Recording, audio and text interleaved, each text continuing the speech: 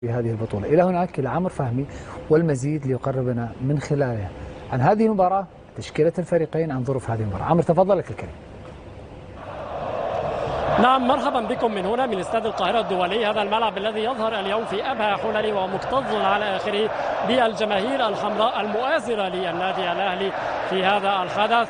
يعني بالتأكيد الحضور اليوم يتجاوز 60,000 متفرج ويقترب من 70,000 متفرج على أقل تقدير. هناك أيضا حضور ملحوظ من أنصار الترجي التونسي الذين قاموا بترحال كبير جدا من تونس حتى مصر، وسهروا الليل في الحسين وفي وسط القاهرة وفي أحياء العاصمة المصرية القديمة. يعني أجواء أكثر من ممتازة سبقت هذه المباراة. أيضا على مستوى الطقس الآن الأجواء ممتازة، لأن درجة الحرارة الآن 30 درجة مئوية، تقل ب7 درجات كاملة عن الحرارة العالية التي لعبت فيها مباراة نهائي كأس الاتحاد الإفريقي بين الزمالك ونهضة بركان قبل أسبوع من الآن على نفس هذا الملعب، وكانت الأجواء حارة للغاية. على كل حال التشكيل الرسمي خرج للفريقين. نبدأ بالترجي رغم أنه فريق الزائر. أمان الله مميش في حراسة المرمى، محمد أمين بن حميدة وياسين رياح ومحمد أمين توجاي ومحمد بن علي في خط الدفاع، غيلان الشعلالي وروجيه أهولو وحسام طقة في الوسط، حسام غشة ورودريجو رودريغيز والمواطن البرازيلي يان ساسي في خط الهجوم. بالنسبة للأهلي نفس التشكيل ربما دون تعديلات الذي كان في مباراة الذهاب، باستثناء طبعا أن كريم فؤاد يبدأ هذه المباراة أساسيا، مصطفى شوبير في الحراسة، كريم فؤاد في الظهير الأيسر، هاني في الظهير الأيمن، رامي ربيعة ومحمد عبد المنعم في قلب الدفاع، مروان عطية وأكرم توفيق وإمام عاشور في الوسط، وحسين الشحات وبيرسي تاو ووسام أبو علي في خط الهجوم.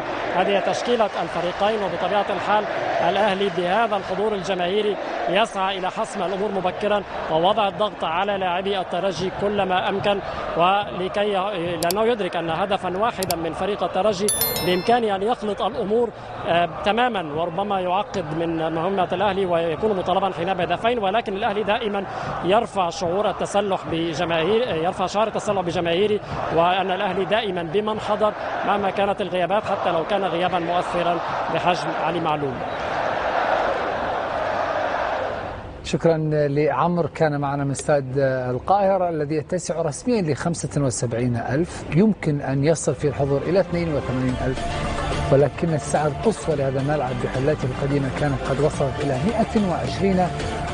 جماهير النادي الأهلي هي يعني تؤكد بأنها حتكسب هذه المباراة، وأن اللقب ال12 سيكون متواجد في القاهرة. جماهير الترجي أيضا تؤكد وتراهن على قدرة فريقها على الفوز في هذه المباراة والعودة باللقب الخامس إلى تونس.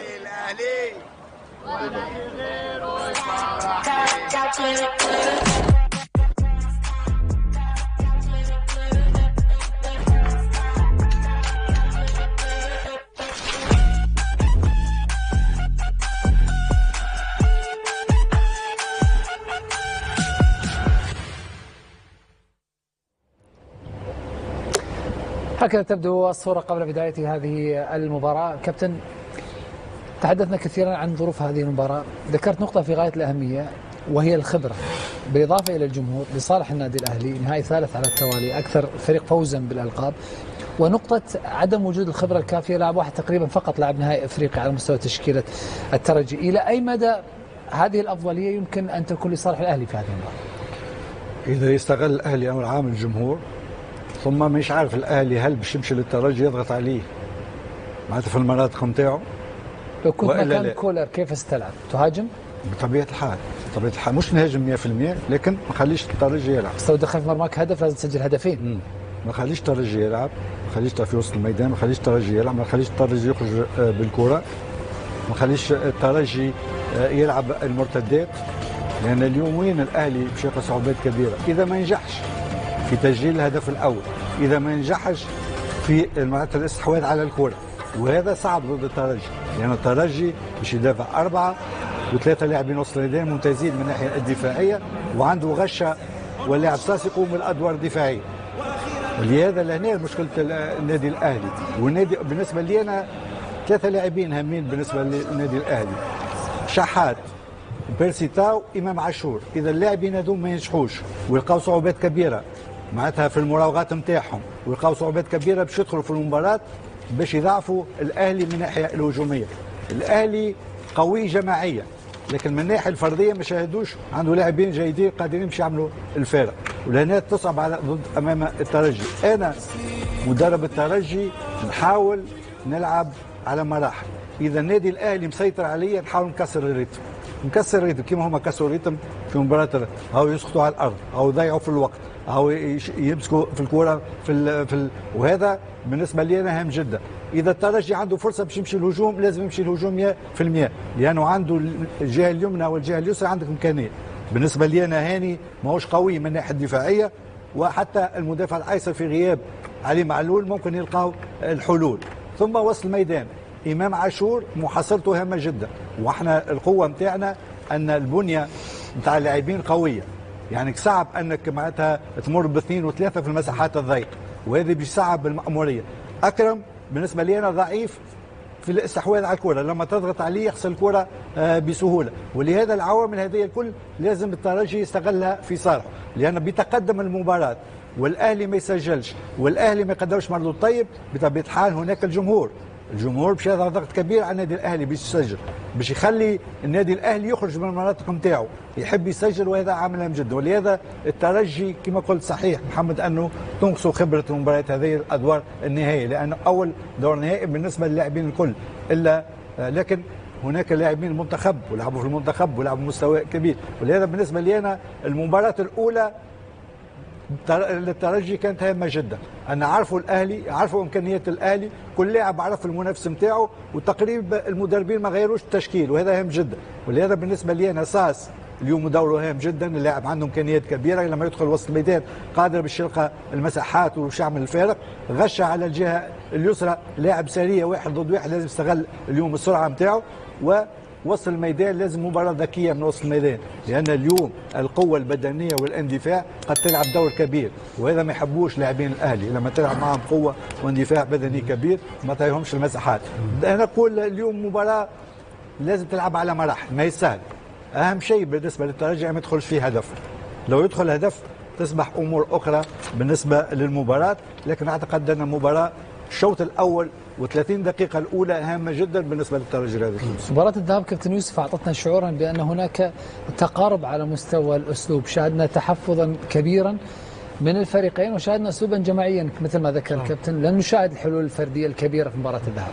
صحيح، يمكن الترجي كان أكثر تحفظ خصوصا في الشوط الأول، كان في فترة من الفترة كان ممكن أنه يضغط أكثر على النادي الأهلي، لكن حتى وكان متراجع أكثر كان يخاف أكثر في المرتدات، كان يخاف أكثر أنه يسجل عليه هدف. كان الهدف الأول للترجي أنه لا يسجل عليه هدف، من ثم يمكن لاستغلال محاولتين تسجيل هدف. لكن كما قلت مع بداية المباراة كانت عنده فرصة مهمة، خصوصا الدقيقة الرابعة يمكن ولا الثالثة، رودريغيز ضيع فرصة كبيرة كان ممكن تغير أشياء كثيرة في المباراة. لكن هذه كرة القدم دائما كما قلت، الفريق الأكثر ارتكابا للأخطاء، الفريق أكثر تركيز، الفريق الذي دائما يكون جاهز خصوصا في استغلاله للفرص، لأنه لن نشاهد فرص كثيرة، لكن يكون دائما حاسم في أول فرصة، يكون قريب أكثر للفوز وللفوز بهذا اللقب. هناك دائما كل فريق عنده نقاط قوته، وكل فريق كذلك عنده هناك نقاط قوة ضعف. أعتقد أن الأهلي ربما 20 دقيقة نص ساعة الأولى يجب استغلال الجمهور، الأرض ضغط أكثر على فريق النادي الترجي، محاولة تسجيل الهدف. نفس الشيء فريق الترجي أول نص ساعة عنده مهمة أو عدم استقبال الأهداف، وبالتالي قلت لك دائما الفريق أقل ارتكابا للأخطاء، وكذلك كما قلت في المرتدات خروج استغلال المساحات بعض الأحيان، تغيير أحيانا في مراحل اللعب، الرفع من النسق، ثم بعض الأحيان يجب كما قلت الاحتفاظ هناك مع الجمهور ومع كذلك الضغط اللي غادي يفرضه فريق الأهلي. ممكن الترجي كذلك يستغل المساحات ولو يسجل ممكن يعقد الأمور أكثر على النادي الأهلي، نفس الشيء بالنسبة للنادي الأهلي. وبالتالي مباراة كما قلت ظروفها صعبة جدا، توقعها صعب، هناك ممكن حيثيات، ممكن جزئيات صغيرة تغير من مجريات المباراة، ممكن كما قلت كرة الثابتة تكون مهمة جدا في مثل هذه المباريات محمد، بالإضافة كما قلت إلى التركيز، الفريق الذي المدربين دورهم كبير خصوصا في تهيئ اللاعبين من الناحية الذهنية مهم جدا، وكذلك التكتيكية كذلك. ذكرت الجمهور مدرجات ممتلئة كابتن وائل، كمان شاهدت لقطة جميلة مدرجات حمراء. ذكرت الرقم القياسي كان 120,000 متفرج بالشكل القديم أيام فيلم حنفي الأبهة. كنت في غزل المحلة. ليه؟ أيام فيلم حنفي الأبهة كنت وقتها في غزل المحلة صح؟ لعبت قدام 120,000 متفرج أول مباراة ليا كمان مع النادي الأهلي، أول مباراة قدام ريال مدريد 120,000 متفرج في استاد وديتهم الأهرامات الظهر. أما وديناهم الأهرامات بالظبط. طيب عطنا كابتن تشكيلة الأهلي. بس يعني أحسن لقطة طبعا المنظر اللي قدامنا ده، تشوف الجمهور والناس وهي فرحانة إن شاء الله بالمكسب، تبقى حاجة جميلة. وحلو إن قبل أسبوع كان لون أبيض والزمالك فاز نفس الملعب. طبعا مبروك لنادي الزمالك، مبروك لنادي الزمالك الفوز بالبطولة، وأتمنى إن شاء الله النادي الأهلي النهارده يفرح مصر كلها برضه. فايز هيلعب كأس السوبر الأفريقي إن شاء الله. مع الزمالك. أنا ده من ضمن أسباب فرحتي إن شاء الله إن إحنا نفوز بإذن الله ونقابل الزمالك في السوبر ان شاء الله. تشكيل ذلك تشكيل الاهلي يا محمد هو نفس تشكيل الماتش اللي فات، باستثناء طبعا كريم اللي لعب مكان علي معلول. وهنا لازم احيي كريم فؤاد على المباراه اللي عملها محمد. ما لعبش مع النادي الاهلي تماما كظهير ايسر، ونزل لعب في قدام الترجي وقدام ساس اللي هو افضل لاعب بادوار مختلفه. طبعا بادوار مختلفه، ولكن انا في مباراه النهارده ما كنتش اتمنى ان كريم اللي يلعب. كنت اتمنى لاعب اشول برجله الشمال هو اللي يلعب في المكان ده، خاصة ان مباراة النهارده النادي الاهلي هيلعب اغلب الوقت في نص ملعب فريق الترجي. لازم يبقى فاتح الملعب جدا ويشتغل على الاطراف. حلوه اللقطة هذه. طبعا لقطة ممتازة، ودايما زي ما بقول لك جمهور النادي الاهلي والعلم واللون الاحمر للنادي الاهلي دايما ورا الفريق في اللحظات اللي اللعيبة بتبقى محتاجة الجمهور. أعلن النجم الفرنسي أوليفي جيرو الهداف التاريخي لمنتخب فرنسا لكرة القدم اليوم أنه سيعتزل اللعب دوليا بعد بطولة كأس أوروبا المقبلة بألمانيا، ليختتم مسيرة دولية مميزة كأحد أفضل المهاجمين الفرنسيين. وسجل مهاجم أرسنال وتشيلسي الإنجليزيين السابق 57 هدفا في 131 مباراة مع المنتخب الفرنسي، علما بأنه كان عضوا في منتخب فرنسا الفائز بكأس العالم عام 2018 بروسيا.